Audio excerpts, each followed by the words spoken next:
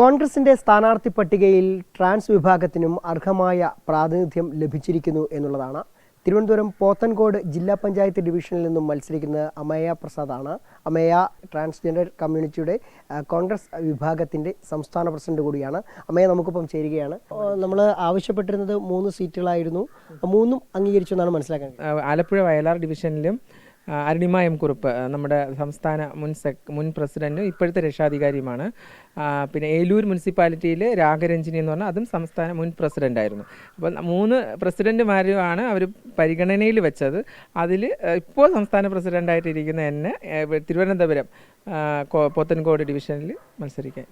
എങ്ങനെയാണ് ആ ഒരു പ്രതീക്ഷ? എങ്ങനെയാണ് ഇറങ്ങി തുടങ്ങിയോ പ്രചരണത്തിലേക്ക്? പ്രചരണത്തിന് ഇറങ്ങി തുടങ്ങിയില്ല, പക്ഷേ അവിടുത്തെ ആൾക്കാരുമായിട്ടൊക്കെ സംസാരിക്കുകയും അവിടുത്തെ ബ്ലോക്ക് പ്രസിഡന്റ്, മണ്ഡലം പ്രസിഡന്റ് എല്ലാവരുമായിട്ടൊക്കെ സംസാരിക്കുകയും സ്വാഭാവികമായിട്ട് അവിടുത്തെ ജനങ്ങളുമായിട്ടൊക്കെ അത്യാവശ്യം കാര്യങ്ങളൊക്കെ അറിയാം.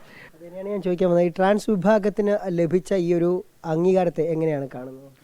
തീർച്ചയായിട്ടും ഒരുപാട് വർഷങ്ങൾ കൊണ്ട് തന്നെ ട്രാൻസ്ജെൻഡർ മനുഷ്യർ ഒരുപാട് ബുദ്ധിമുട്ടുകൾ അനുഭവിച്ച് തന്നെയാണ് കേരളത്തിൽ ജീവിച്ചു പോയിക്കൊണ്ടിരുന്നത്. കേരളത്തിൽ നിന്ന് മറ്റു സംസ്ഥാനങ്ങളിലും അങ്ങനെ തന്നെയാണ്. കേരളത്തിൽ ട്രാൻസ്ജെൻഡർ പോളിസി പാസ്സായത് 2014 2015 ഉമ്മൻചാണ്ടി സർക്കാർ ഇരുന്നപ്പോൾ കോൺഗ്രസ് ആണ് ട്രാൻസ്ജെൻഡർ പോളിസി പാസ്സാക്കിയത്.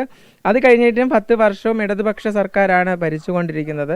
അപ്പം അവർ ഭരിക്കുന്ന സമയത്തും ഒരുപാട് കാര്യങ്ങൾ ചെയ്തു തരാമെന്ന് പറഞ്ഞിട്ടും ചെയ്യാത്ത പല കാര്യങ്ങളുണ്ട്. അപ്പോൾ അതൊക്കെയും നമ്മൾക്ക് നേടിയെടുക്കാൻ പറ്റണം, അല്ലെങ്കിൽ നേടിയെടുക്കണമെങ്കിൽ അടുത്തൊരു ഭരണം മാറി തന്നെ വരണം. ജില്ലാ പഞ്ചായത്തിൽ ഒരുപാട് കാര്യങ്ങൾ ചെയ്യാൻ കഴിയുന്ന ഒരു സാഹചര്യമുണ്ട്, നല്ല ഫണ്ടുണ്ട്. അപ്പോൾ എന്തിനായിരിക്കും പ്രാമുഖ്യം നൽകുക? എങ്ങനെയായിരിക്കും അതൊക്കെ മനസ്സിൽ ഉദ്ദേശിച്ച് വെച്ചിട്ടുണ്ടോ? ഇപ്പോൾ സാധാരണ ജനങ്ങൾക്ക്, ഞാനൊരു സാധാരണക്കാരിയാണ്, അപ്പോൾ സാധാരണ ഒരു കുടുംബത്തിൽ നിന്ന് ജനിച്ച് അങ്ങനെ വന്ന ഒരാളാണ്. അപ്പോൾ ഇപ്പോഴും ഞാൻ സാധാരണ രീതികളിൽ ചിന്തിക്കണം. അപ്പോൾ സാധാരണ രീതി ചിന്തിക്കുമ്പോൾ അവർക്കുണ്ടാവുന്ന കുഞ്ഞായിട്ട് ചെറുതായിട്ടുള്ള വിഷയങ്ങൾ പോലും വലുതാവട്ടെ ചെറുതാവട്ടെ എല്ലാ കാര്യങ്ങളിലും അത്രയും സജീവമായി നിന്നുകൊണ്ട് അവിടുത്തെ ഒരു മെമ്പറായിട്ട് അവിടുത്തെ ജനങ്ങളോടുകൂടി നല്ല രീതിയിൽ ഭരണം, അല്ലെങ്കിൽ നല്ല രീതിയിൽ അവരോടൊപ്പം മുന്നോട്ട് പോകണമെന്ന് തന്നെയാണ് ആഗ്രഹിക്കുന്നത്. എതിരാളികൾ എത്രത്തോളം ശക്തരായിരിക്കും? അപ്പോൾ എങ്ങനെയായിരിക്കും ആ ഒരു തെരഞ്ഞെടുപ്പ് അഭിമുഖീകരിക്കുക? എത്ര എതിരാളികൾ എത്ര ശക്തരാണെന്ന് പറഞ്ഞിരുന്നാലും ജനങ്ങൾ വിഡ്ഢികളാവില്ലല്ലോ ഇനി. അപ്പോൾ തീർച്ചയായിട്ടും ജനങ്ങൾ അത് മനസ്സിലാക്കും. തീർച്ചയായിട്ടും UDF നമ്മുടെ കോൺഗ്രസ് ഭരണത്തെ കൊണ്ടുവരികയും ചെയ്യുമെന്നുള്ളൊരു വിശ്വാസമുണ്ട്.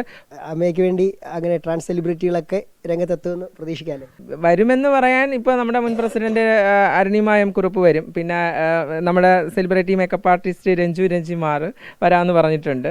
പിന്നെ നാദിറ മെഹർ, ഇങ്ങനെയുള്ള ഒരുപാട് പേര് നമ്മളോടൊപ്പം എല്ലാ കാര്യങ്ങൾക്കും നിൽക്കാമെന്ന് പറഞ്ഞിട്ടുണ്ട്. അത് നമ്മുടെ ഒരു സംഘടനയുടെ ഇതിലൊരു ഫ്രണ്ട്ഷിപ്പ് എന്നുള്ള ഇതിൽ അവർ വരാമെന്ന് പറഞ്ഞിട്ടുണ്ട്. ചിലപ്പോൾ പല രാഷ്ട്രീയമായിരിക്കും, അവർക്ക് ഓരോരുത്തർക്കും ഓരോ രാഷ്ട്രീയമുണ്ട്. അപ്പം അങ്ങനെ ഇരിക്കുമ്പോൾ അവർക്ക് നമ്മളെ ഒരു കമ്മ്യൂണിറ്റി എന്ന നിലയ്ക്ക് നമ്മൾ എത്രത്തോളം ചേർത്ത് പിടിക്കാൻ പറ്റുമെന്നുള്ളതാണ് അവരത് നോക്കണം.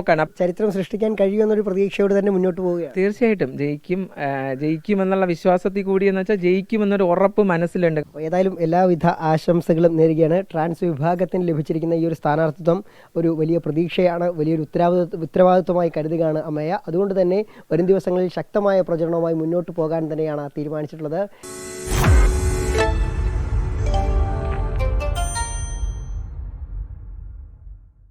ലോകത്തെവിടെയായാലും ഏത് സമയത്തും 24 വാർത്തകളും ഓഗ്മെന്റഡ് റിയാലിറ്റി പാക്കേജുകളും എക്സ്പ്ലെയിനറുകളും വിശദമായി കാണാൻ ഞങ്ങളുടെ YouTube ചാനൽ നിങ്ങൾക്ക് സബ്സ്ക്രൈബ് ചെയ്യാം.